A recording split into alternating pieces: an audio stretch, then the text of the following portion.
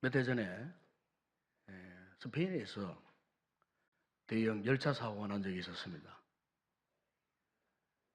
구비길에 원래 규정 속도는 시속 80km였습니다. 그런데 이 사고 열차가 그 구비길에서 시속 200km로 질주를 했습니다. 결국 열차가 탈선해 버렸습니다. 수십 명의 사망자가 발생했습니다. 그 조사를 해보니까 이 열차를 운전하던 그 기관사가 평소에 속도를 즐기는 속도광이었다고 합니다.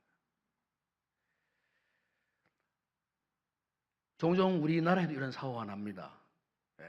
뒤에서 대형 버스가 계속 질주를 하다가 졸았든지 어떤 상황인지 브레이크를 제대로 밟지 못해서 그만 앞차를 추돌해가지고 엄청난 인명 피해가 일어나는 이런 사고들을 종종 우리가 보게 됩니다.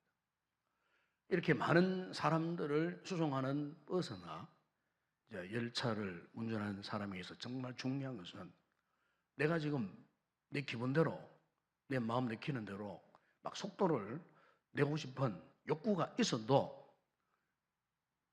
그 마음에 절제력을 가진 운전사는 승객의 안전을 위해서 규정을 지키는 겁니다. 그런데 절제력이 우선되지 않으면 자기 기분대로 그냥 밟아서 전속력으로 달리다가 이와 같은 위험천만한 이런 일들이 일어날 수밖에 없다는 것입니다. 요즘 우리 세대는 정말 이 컴퓨터 이 보안이 점점 큰 문제가 되는 그런 것을 볼 수 있습니다. 이 정보 검색을 좌우하는 이 포털 사이트들을 보게 되면 정말 우리가 상상할 수 없는 정보력을 가지고 있습니다. 요즘에는요, 이 컴퓨터를 켜는 그 순간에 누군가에서 컴퓨터의 그 카메라를 통해 갖고 나의 일거수일투족까지도 이 감시당하는 이런 참 이상한 그런 프로그램도 있습니다. 내 말하는 거나 행동하는 거나 내 안방에 무엇이 있는 것 이런 것들을 어떤 사람이 이름도 성도 모르는 사람이 나의 모든 사생활을 그렇게 감시, 감독하는 인터넷이 참 편리하지만은 그러나 그 인터넷을 사용하는 그 사람의 윤리적 기준이 분명하지를 못하면은 앞으로 그 어떤 테러보다도 가장 강력하고 무서운 테러가 바로 사이버를 통해서 컴퓨터를 통해서 오고 있다는 것입니다. 아마 여러분 아시겠지만 최근에 문제가 되고 있는 이 비트코인 문제도 마찬가지입니다. 우리나라에서는 가상화폐라고 말하지만 본래 서구 유럽에서는 이걸 암호화폐라 그렇게 이야기를 합니다. 어쨌든 이 비트코인 열풍이 일어나서요. 그래서 이것이 또 투기성으로 넘어가니까 우리나라에서는 이것을 지금 제재합니다. 어떤 분들은 앞으로 우리 시대가 4차 산업혁명 시대가 본격적으로 되어지면은 그동안에 우리가 썼던 지폐, 주화 이런 돈은 사라지고 이런 비트코인 그래서 온라인에서 사이버에서 거래되어지는 이런 디지털 화폐로 다 바뀔 것이다. 이 미래학자들은 이미 그런 예견을 하고 있습니다. 그래서 이 비트코인은 어려운 용어입니다만은 이 블록체인으로 되어 있기 때문에 그 어떤 누구가 함부로 나의 개인의 정보를 빼갈 수 없는 일반 은행 계좌는 돈을 넣어주면은 이렇게 계좌를 하면은 누구든지 돈을 빼갈 수 있지만은 이 블록체인으로 형성된 이 비트코인은 절대로 그런 일이 없다는 겁니다. 그러나 최근에 이제 어떤 문제가 드러나냐면은 그 같은 안전과 보안을 보증하는 비트코인을 할지라도 그러나 이 비트코인을 거래하는 거래소 역시 그 거래소는 사람이 하는 거거든요. 그 거래소를 맡아가지고 비트코인을 주고받는 이 거래소를 담당하는 인간이 윤리적 기준이 분명히 서지 못하면은 우리의 그 귀한 검은 보화가 송두리째 다 빼앗길 그런 확률도 있다는 것. 개인적으로, 국가적으로, 사회적으로 엄청난 저항을 자초할 수도 있다는 그런 이야기를 하는 것도 있습니다. 그래서 여러분, 유명한 이 세계적인 IT 기업이었던 이 구글이 처음에 창립을 했을 때, 창사를 했을 때에, 지금은 사원이 다릅니다만은 처음에 구글이 사업을 창립했을 때 그 사원이 뭔 줄 아십니까? 그 사원은 Don't be evil. 악마가 되지 마라. 사원들을 향하여서 악마가 되지 마라. 그렇게 이야기했다는 겁니다. 왜냐하면은 이 포털 사이트를 통해 갖고 엄청난 권력과 정보를 독점을 합니다. 통제할 수도 있습니다. 그렇게 함으로써 악마가 된다는 거죠.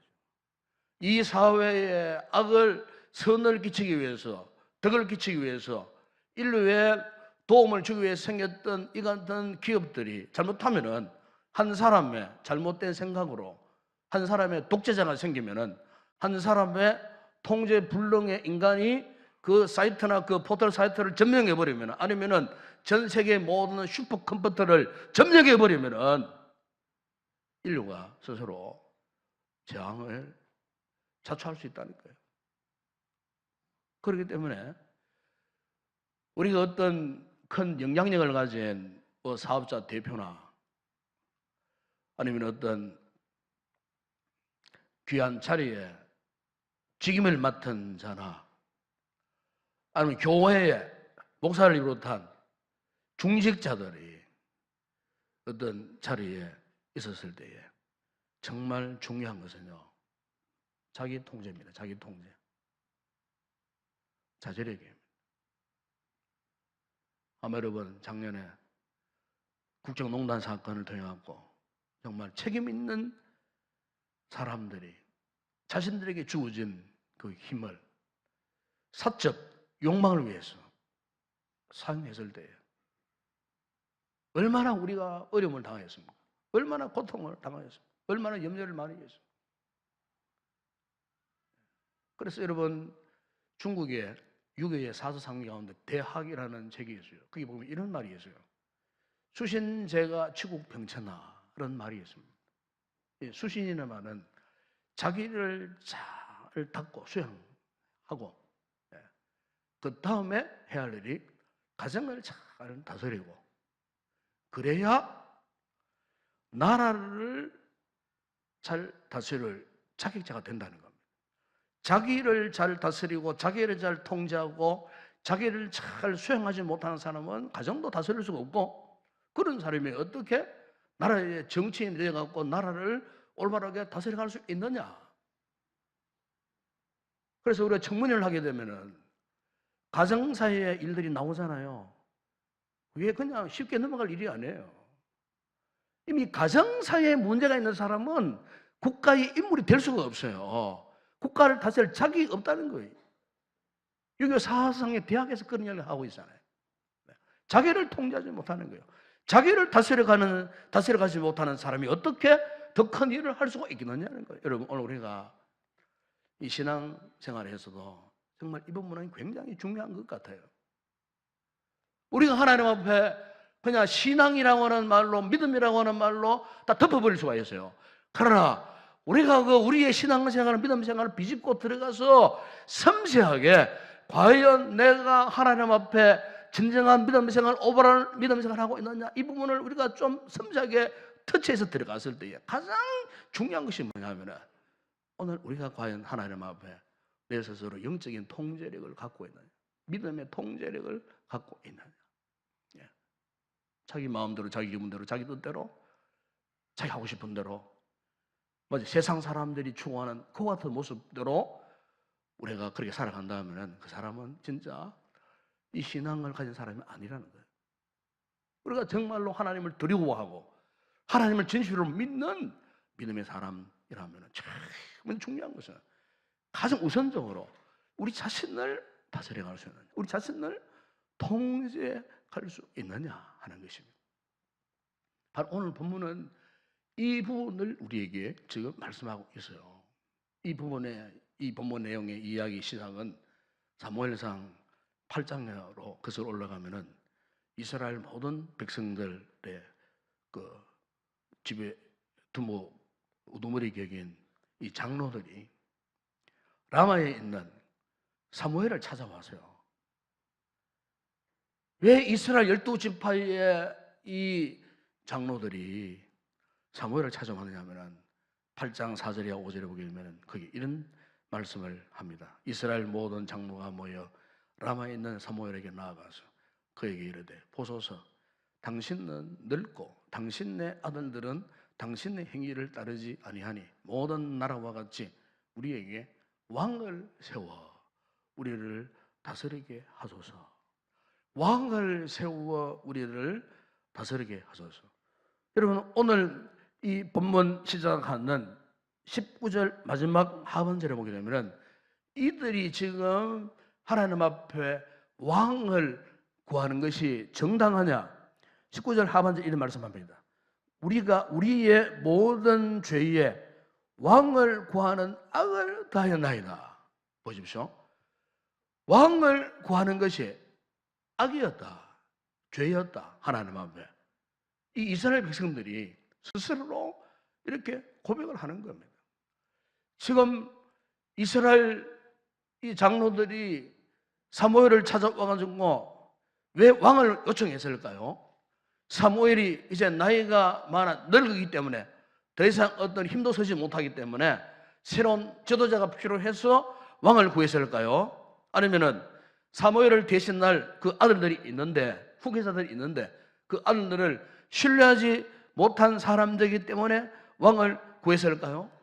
표면적으로는 이들이 이 같은 핑계를 대었지만은 사실은 지금 이들은요 뭘 받느냐 하면 가나안 땅에 들어가 보니까 가나안의 여러 많은 도시 국가들, 이 국가들의 특징이 뭐냐면 왕정체제입니다.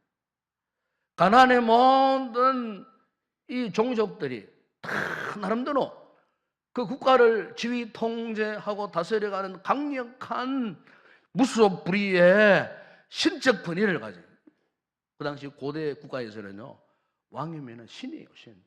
신의 아들이에요. 예. 그렇기 때문에 왕이 되면은 무소불위의 신적 권위를 가지고 그냥 마구잡이로 자기 하고 싶은 대로 다 할 수가 있는 거예요. 그렇기 때문에 외형적으로 볼 때는 강력한 국가들이에요.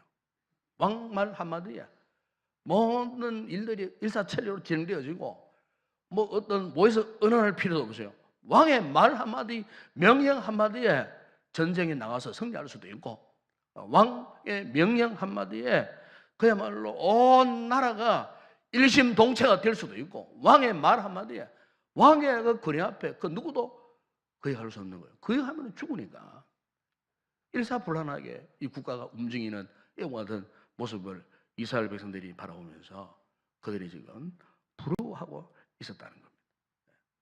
그래서 우리도 이런 왕이 필요합니다. 이런 왕을 세웁시다. 가나안의 족속들을 대적하기 위해서는 이 같은 강력한 권위를 가진, 신적 권위를 가진 왕이 필요합니다. 우리도 왕을 세웁시다. 그래서 이스라엘 백성들의 이 대표격이 되는 장로들이 올라온 거예요. 여기에 대해서 선지자 사무엘이나 하나님 생각이 어떤 줄 아십니까? 사무엘상 8장 6절에 첫째 보면 이렇게 말씀합니다.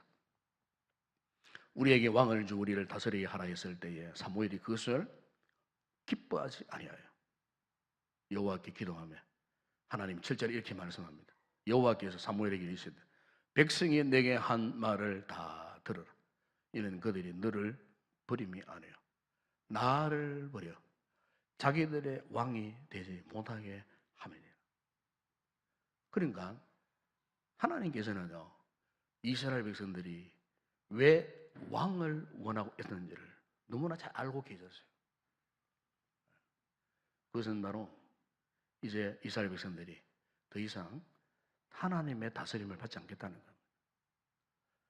저 가나안 족속들처럼 자신들의 힘으로, 자신들의 결집해서 자신들이 원하는 왕을 세워갖고 그 왕의 통치를 받겠다는 거예요. 그 왕의 다스림을 받겠다는 거예요. 그 왕의 강력한 힘을 의지해서 우리도 전쟁에 나가 승리하고 잘 살고 경제적으로 부를 누리고, 가난한 족속들이 하나님을 몰라도 인간 왕을 세워갖고 저렇게 당당하게 잘 사는 것처럼 우리도 그렇게 살고 싶다는 거예요. 더 이상 이제는 하나님의 통치, 하나님의 다스림을 받기 싫다는 거예요. 하나님 기뻐하시겠습니까? 기뻐하시겠어요?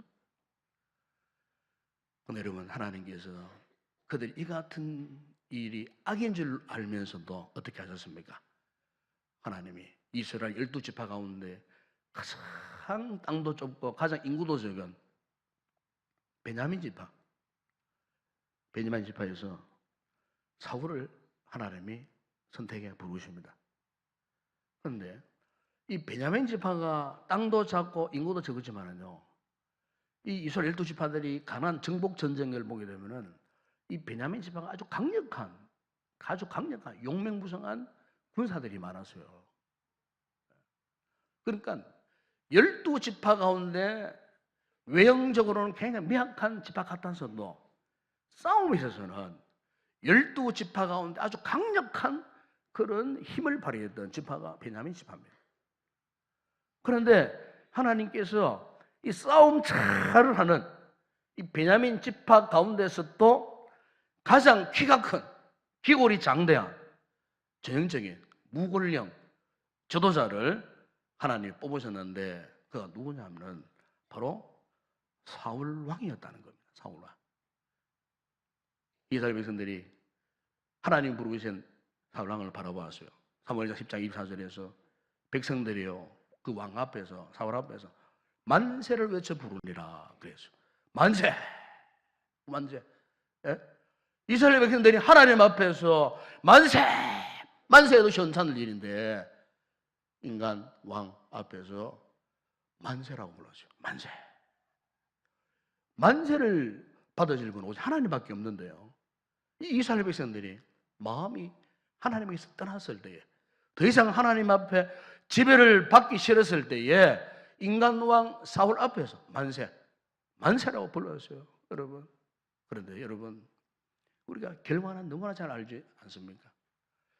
과연 그 사울 왕 때문에 나라가 어떻게 되었습니까? 과연 그 사울 왕이 개인적으로 어떻게 되었습니까? 그 인생은 마지막이 어떻게 되었습니까? 그 인생은 마지막이 비참하게 되었고, 인간 왕을 세워놨는데 자기 마음대로 해버렸어요. 하나님을 그에게 했어요. 교만했어요. 나라 꼴이 말이 아니었어요. 하나님을 배신해버렸어요. 하나님이 그를 버리셨어요. 포기하셨어요. 이스라엘 민족이 민족적으로 엄청난 시련을 당하고 말았어요. 그래서 이미 이 사실, 앞으로 있을 하나님의 다스림을 받지 못한 이스라엘 백성들이 당할 형국에 대해서 여러분, 오늘 본문 14절, 15절에서 선지자 사무엘이 이런 경고의 메시지를 하는 것을 보게 됩니다. 너희가 만일 여호와를 경외하여 그를 섬기며 그의 목소리를 듣고 여호와의 명령을 거역하지 아니하며 또 너희와 너희를 다스리는 왕이 너희의 하나님 여호와를 따르면 좋겠지만은 너희가 만일 여호와의 목소리를 듣지 아니하고 여호와의 명령을 거역하면 여호와의 손이 너희의 조상들을 치신 것 같이 너희를 치실 것이라. 무슨 말씀입니까?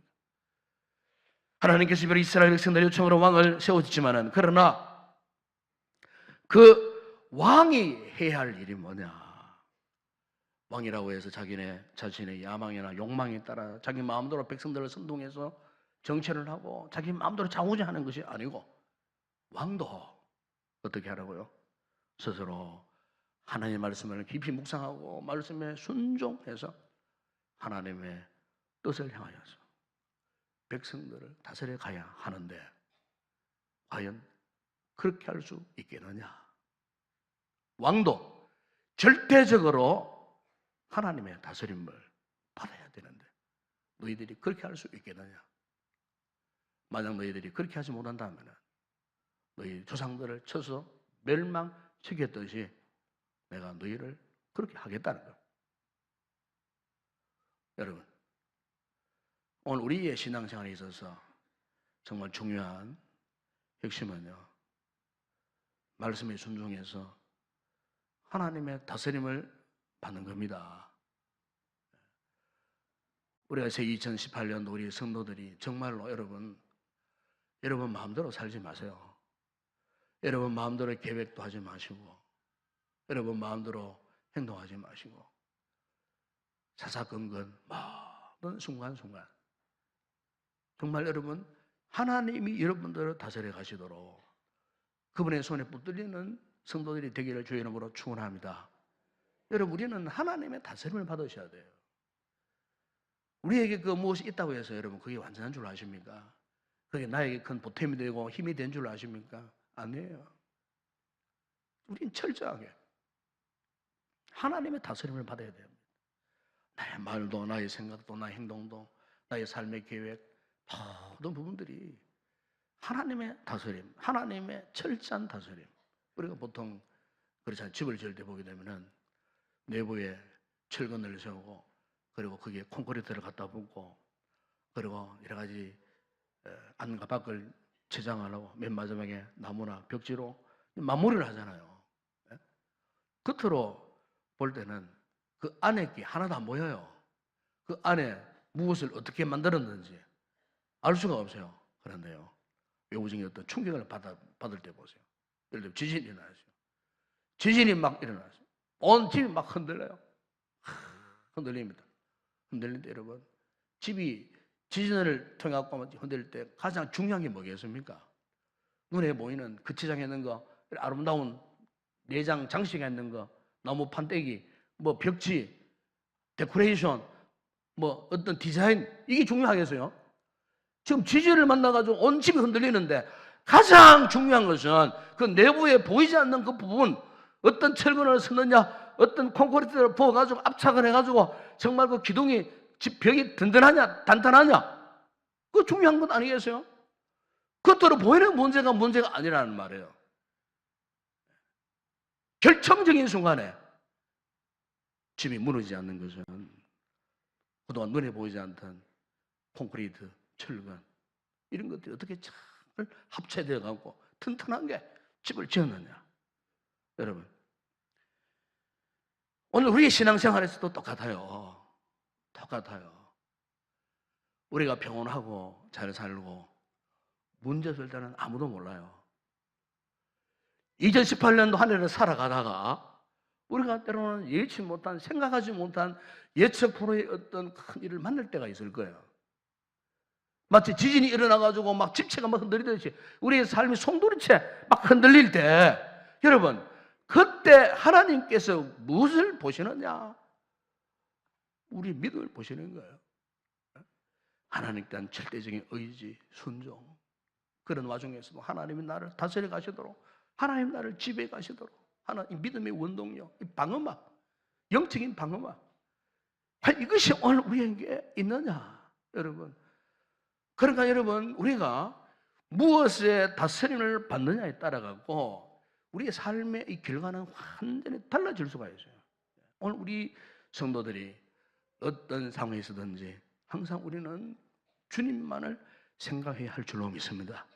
항상 우리는 주님의 마음을 품고 지속적으로, 계속적으로, 반복적으로 하나님의 이 말씀에 순종해서 하나님 나라의 비전에 사로잡히고 하나님이 나의 삶을 다스려 가시도록, 하나님이 여러분의 가정을 다스려 가시도록, 하나님이 여러분의 직장과 사업장과 범사를 다스려 가시도록, 하나님이 우리의 이 교회를 다스려 가시도록, 우리는 한순간도 하나님의 이 다스림에서 벗어나면은 온전할 수가 없어요.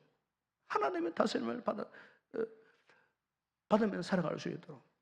여러분, 세상 사람들이 알고 하는 것처럼 저급한 욕망의 지배를 받으면 안 됩니다. 나쁜 욕망의 지배를 받고 육신의 정욕에 사로잡히고 안목의 정욕, 이생의 자랑에 사로잡혀가고, 여러분, 우리가 저 세상 사람처럼 그렇게 살아간다면 어떻게 되겠습니까? 여러분, 멸망당할 수밖에 없어요. 비록 하나님께서 우리를 왕 같은 세워주셨다고 할지라도 여러분, 우리가요, 하나님의 은혜 속에 살지 않고 하나님의 이 말씀의 통치, 하나님의 다스림을 받지 못하면 어떻게 되겠습니까? 오늘 보면 여러분 24절 25절에서 이렇게 말씀합니다. 너희는 여호와께서 너희를 위하여 행하신 그 큰 일을 생각하여 오직 그를 경외하며 너희의 마음을 다하여 진실히 섬기라. 만일 너희가 여전히 악을 행하면 너희와 너희 왕이 다 멸망하리라. 어떤 상황 가운데서도 어떻게 하라고요? 오직 그를 경외하고 하나님을 경외하고 마음을 다하여 진실히 하나님을 섬기라. 2차 세계대전 당시에 이 독일의 히틀러가요, 히틀러에게 오른손과 같은 참모가 하나 있었습니다. 디트리히트 폰 코르티츠라고 하는 이 독일 장군이었습니다. 당시 이제 독일이 프랑스를 점령을 했습니다. 점령해서 히틀러가 제일 먼저 한 일이 뭐냐면 무고한 시민들을 잡아서 죽이고, 그 다음에 프랑스에 곳곳에 흩어져 있는 유수 깊은 유적들을 파괴하는 것이 히틀러의 목적이었습니다. 그러다가 이제 연합군이 노만디 상륙작전으로 독일군이 이제 퇴각할 그런 위기를 맞게 되었습니다. 이때 히틀러가 자신의 오른팔격에 충직했던 부하 코르티츠 장군에게 명령을 합니다. 즉시 파리를 초토화시켜버려요. 하나도 남기지 말고 다 초토화시켜버리고 우리 퇴각하자. 이렇게 된 거예요. 그래서 이 명령을 받은 코르티즈 장군이 나폴레옹이 잠들어 있는 앵발리드 기념관에다는 2톤의 화약을 설치했습니다. 폭약을 설치했습니다. 유수 깊은 노트르담 상원에는 3톤의 폭약을 설치를 했습니다. 곳곳에 모든 유적들마다 폭약을 다 설치했습니다. 완전히 초토화시켜버려요. 이제 이 코르티즈 장군 명령 한마디면은 파리는 그냥 다 날아가 버리는 거예요. 여러분, 점령군들이 가장 악을 행하는 것 가운데 하나가 여성들을 해치는 것, 어린 아이들을 해치는 것, 인명을 해치는 것, 악한 거지만은 점령군들이 그 나라의 유적을 파괴시키는 것은 더 악한 거예요. 왜냐하면은 그 나라의 유적은 그 나라의 정신세계입니다. 한마디로 말하면. 여러분, 몇 년 전에 IS가 그랬잖아요. 이라크 시리아를 점령해가지고, 이라크를 점령해가지고 어떻게 했습니까? 수천 년 동안 보존해오던 세계적 유산들을 그냥 폭탄으로 다 파괴시켜버렸어요. 수없이 많은, 사실 그 땅의 유적은요, 그 나라의 유적만 아니에요. 세계적인 문화유산이에요. 이것을 이 점령군들이, IS, 이슬람 세력들이 어떻게 했습니까? 파괴시켜버린 거예요. 그 나라의 문화유적을 파괴시키는 만큼 악랄한 게 없다는 거예요. 그러니까 히틀러가 그런 지금 만행을 기억하고 그의 신복 코르티즈 장군의 이 명령을 한 거예요. 그러니까 이제 코르티즈 장군은 이제 마지막 그의 말 한마디에 이제 이 파리의 모든 유적들이 초토화될 그런 절체절명의 순간이었어요. 히틀러가 막 독촉 전화가 왔어요. 코르티즈, 빨리 명령 집행해라. 지금 파리의 유적이 다 파괴되었느냐? 불바다가 되었느냐? 지금 파리가 아직 불타고 있는가? 독촉 전화를 막 왔어요. 근데 그때까지 코르티즈가요, 망치려고 있었어요. 연합군이 속속 파리로 다가오는 그 긴박한 상황 속에서 그가요, 히틀러의 명령을 수용할까 말까 망설이다가 그가 고의적으로 명령을 거부했어요. 그리고 스스로 연합군의 포로가 되고 말았어요.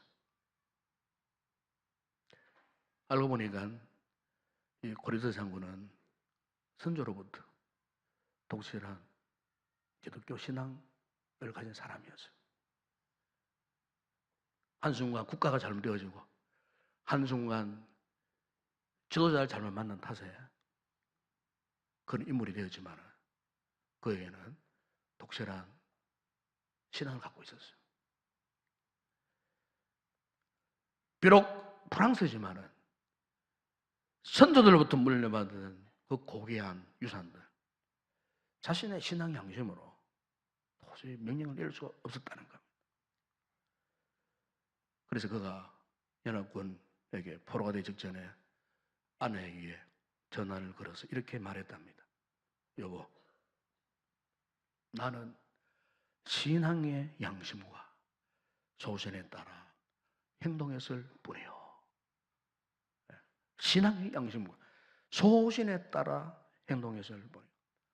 히틀러의 그릇된 명령이 아니라 신앙의 양심과 바른 가치관의 명령을 따라 행동했다는 거예요. 여러분, 오늘 우리에게 있어서 믿음 생활에 있어서 정말 중요한 것은요, 우리 내면에, 우리 신앙생활에 영적인 브레이크가 있느냐, 자기의 통제력이 있느냐. 이 자기의 통제력은요, 언제 생기는 줄 아십니까? 하나님의 다스림을 받을 때 생기는 겁니다.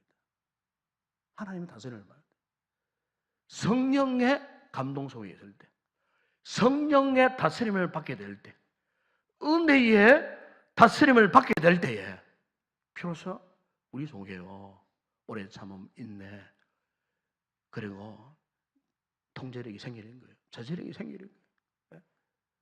사랑하는 여러분, 오늘 우리가 만약에 하나님의 같은 다스림을 받지 못하는 사람이 어떻게 되겠습니까? 우리는 저 세상 사람과 똑같은 모습으로 살아갈 수밖에 없어요. 지금 이스라엘 백성들에게 가장 중대한 문제가 뭡니까? 이런 영적인 통제력을 상실해버렸다 그 말이에요. 가나안 왕국들이 잘 사는 것, 세상 사람들이 호롭게 잘 사는 것, 그것만 바라보고 그것만 부러워하고 그것만 매력을 느끼다가 하나님은 저버리고 하나님의 지배권에서 통일을 벗어나서 자기 마음대로 하고 싶다는 거예요. 자기 마음대로. 하나님이 그걸 악으로 생각했다는 거예요. 악으로. 하나님, 여러분, 우리 2018년도 어떻게 살아야 할 것입니까, 여러분? 우리가 정말 하나님 앞에 순종해서 하나님의 통제를 받으며 살아야 되지 않겠습니까, 여러분? 예? 여러분, 우리가 지금 하나님 앞에 조금도 부끄러움 없는 그와 같은 삶을 살기 위해서는 말씀대로 순종하고 하나님 앞에서 나의 신앙 양심이 조금 더 개의치 않는 하나님 은혜의 통제를 받는 하나님의 다스림을 받는 그와 같은 믿음의 삶을 우리가 살아야 되지 않겠느냐는 거예요. 그래서 오늘 본문에서 이제 사무엘이 이스라엘 백성들 향하여서 하고 있는 말씀이 20절, 21절 이렇게 말씀합니다. 사무엘의 백성이 이르되 두려워하지 말라. 너희가 과연 이 모든 악을 행하였으나 여호와를 따르는 데에서 돌아서지 말고 오직 너희 마음을 다하여 여호와를 섬기라. 돌아서서 유익하게 못하며 구원하지도 못하는 헛된 것을 따르지 마라. 헛된 것 따르지 말라 그 말입니다. 헛된 것 따르지 말라. 세상을 따르지 말라는 겁니다. 여호와를 따르라. 하나님 말씀 앞에 순종해라. 그걸 따르면은 내가 하나님께서 너희를 축복하실 것이라. 오늘 사랑하는 여러분, 우리 성도들이 이 세상을 살아갈 때에 정말 중요한 것은 지금 내가 어떤 곳에 있는가? 내가 지금 무슨 일을 하는가? 과연 내가 이 순간 하나님의 다스림을 받고 살고 있는가? 과연 내가 하나님 앞에서 내 신앙 양심이 어떠한가? 여러분, 우리가요, 하나님의 다스림을 벗어나는 그 순간에 악한 사탄의 유혹이 반드시 찾아옵니다. 2018년 한 해 동안 우리가 정말로 성공적인 삶을 살기를 원하신다면 결단코 하나님의 다스림에서 벗어나지 않기를 주의 이름으로 축원합니다. 단호히 거절해야 됩니다. 세상을 단호히 거절해야 돼요. 세상의 유혹을 단호히 거절해야 됩니다.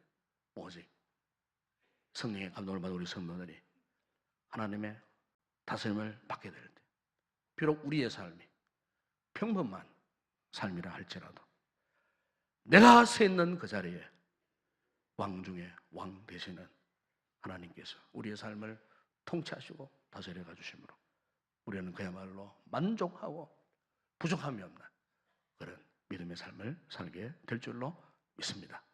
기도하겠습니다. 거룩하신 아버지 하나님, 참으로 감사합니다. 한순간도 우리는 하나님 따라서는 살 수 없습니다. 하나님 하심을 벗어나서는 우리가 온전한 믿음의 삶을 살 수가 없습니다.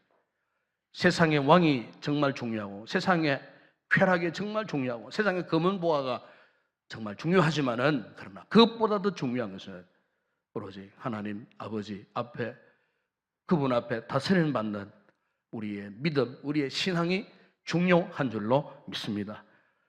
2018년 한 해 동안 결국 하나님의 이 같은 은혜의 다스림 속에서 벗어나지 않고 은혜 속에서 말씀 앞에 믿음으로 순종하여 승리의 삶을 이루어가는 복된 우리 모든 성도들 다 되게 하여 주시옵소서. 예수님의